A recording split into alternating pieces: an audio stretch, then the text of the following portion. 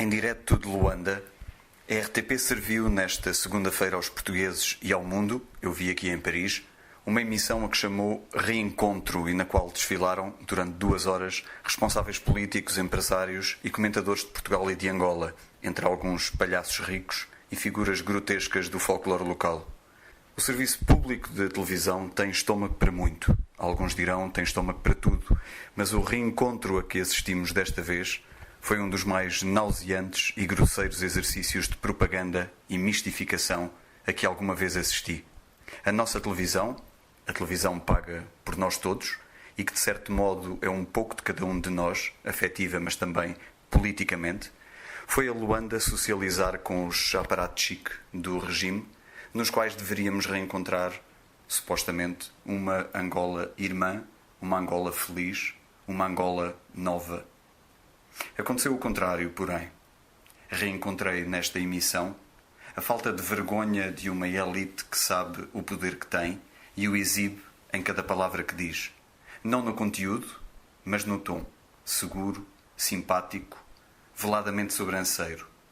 Aquela gente, as divas, os engravatados, os socialites, são ao mesmo tempo a couraça e as lantejoulas de uma clique produzida pela história recente de um país que combinou uma guerra de 30 anos e uma riqueza concentrada, basicamente, no petróleo.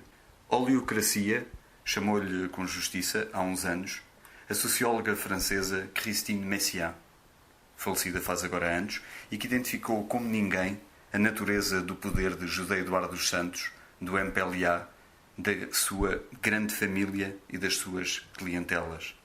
Em poucas linhas, a clique angolana, em torno do presidente, privatizou o Estado numa teia de clientes da economia política, digamos, num aparelho que controla, por um lado, a segurança e o uso da força, exclusivo e legítimo, claro está, e por outro, as contas vitais da República, como a do petróleo, a dos diamantes, do Banco Nacional e do Tesouro.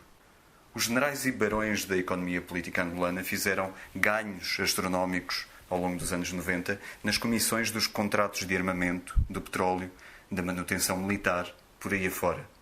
E depois usaram esses recursos em todos os negócios sensíveis, estratégicos, as empresas de segurança, as companhias de aviação, os setores das empresas públicas colocados em leasing, as companhias ligadas às Forças Armadas e à polícia, etc., etc., etc. Um lucro incalculável e, melhor ainda, legal. Como bem explicou também Christine Messiaen, o controlo da economia pelo topo do poder político, juntando as altas patentes e o politburo informal do partido, usou e geriu a concorrência internacional, beneficiando da conivência, da colaboração ou da assistência de grupos estrangeiros na banca e no setor energético, apenas para citar alguns. É esta, resumindo, a face verdadeira da nova Angola. O novo poder económico é apenas a nova máscara do velho poder político. Uma maquilhagem sofisticada, mas ao mesmo tempo muito óbvia. O batom da ditadura, parafraseando o grande jornalista angolano Rafael Marques. Num reencontro digno para ambos os povos e ambas as audiências, aliás, teria havido, por exemplo, Rafael Marques, ou alguém que chamasse a corrupção, corrupção, e não, quase a medo, numa única pergunta, passo a citar, um certo tipo de corrupção, como fez Fátima Campos Ferreira. Quem se encontra com a realidade de Angola, a realidade real, encontra, por exemplo, a violência brutal nas lundas diamantíferas, os despojos ainda da guerra civil, no tecido social e produtivo, a conflitualidade social latente entre quem tem o mundo e quem não é sequer dono da sua vida, ou a pobreza dos moceques de Luanda que não desaparecem com o cair do cetim vermelho de um banco, como na publicidade que embrulhou a emissão da RTP. Já agora, gostaria de ter reencontrado, nesta emissão, outros portugueses, os milhares de compatriotas nossos que vão para Angola em fuga de um país sem esperança, o daqui, o nosso, como se ia nos anos 1950 e 60, e como então, enfiados como semi-escravos e semi-reféns, à mercê dos seus patrões, agora angolanos, num estaleiro, numa pedreira, numa fazenda, algures fora do alcance das visitas oficiais recebidas em Angola.